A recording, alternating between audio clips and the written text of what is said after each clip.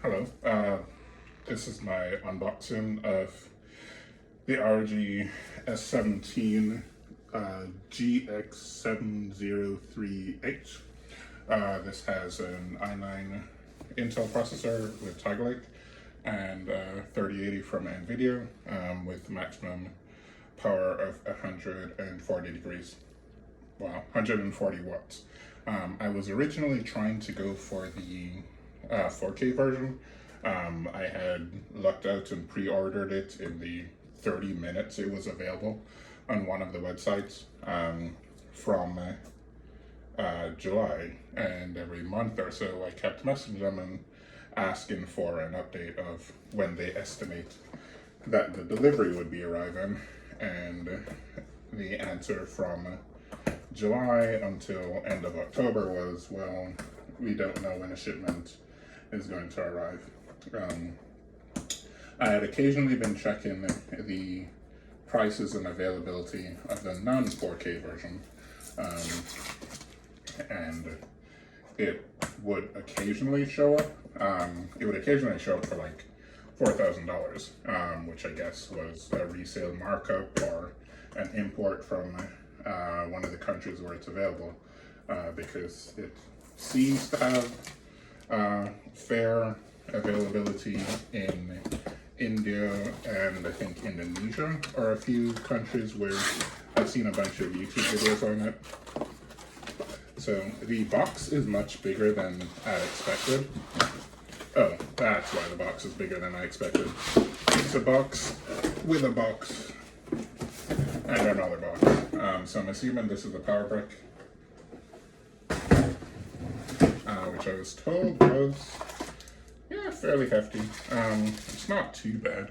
The computer that I was rocking before, or am currently rocking, is Dell G7, which I guess is their professional pseudo gaming laptop, which was fairly powerful. I think it was a 10th gen Intel i7 with 27 NVIDIA graphics card. I kind of liked that one, other than I think the way Dell set up their power profiles was they would just run it much harder, or a bit harder than they could discharge the heat. And so frequently my CPU would be running at over 90 degrees, like repeatedly hitting thermal problems, which I guess if your only goal is to max performance, would be the best way to do that, but still. So I had to keep modifying the power profile on the Dell G7 until I found a setting that worked. One of the things that attracted me to this was I was waiting until Intel finally came out with Tiger Lake, and 8-core Tiger Lake.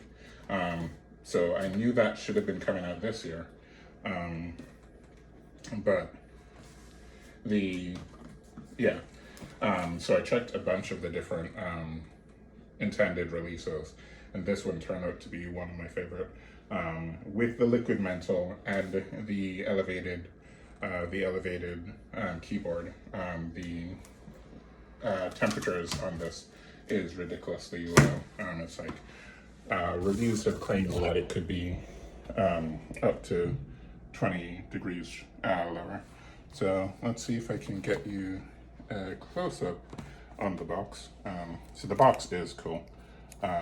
They say that people really enjoy opening Apple packaging.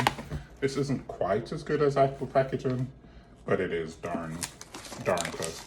So the box itself tilts up, I guess, in like an announcement of this is what the keyboard itself is going to be doing. And I think there's like a small plastic line in here. Is there anything else in this box? Oh, it's just a box. I usually toss my boxes. I suspect I actually won't be using this box again, but it is kind of cool. I don't know. I'll hold on to it for a couple of months, and then if I still don't use it, I'll toss it. And so finally, So they say it's about 5 pounds, and this does feel fairly light. The overall packaging that it came in, because there were 3 layers of boxes, so it was a box within a box within a box within a box, and each layer of boxes added some weight. So this does feel fairly light. One of the, if not the lightest, 17-inch laptop I've ever owned. I've owned 17-inch laptops that were 8 point something, almost 9 pounds, and this is 5 pounds. So not super light, not super portable, but one of the most portable 17-inch laptops I've ever had. So yeah, once again, pulling off the plastic wrapping is fairly easy. I guess I technically could have done it with one hand. And so here's the overall computer. There's the first opening of it.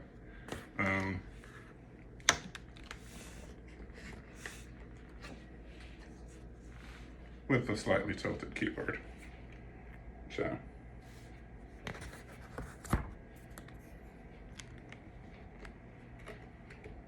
Okay, so I'm gonna fully charge the keyboard. I'm gonna fully charge the laptop and put it through the paces for about a week or two, and then do a follow-up review. Thank you and have a good day.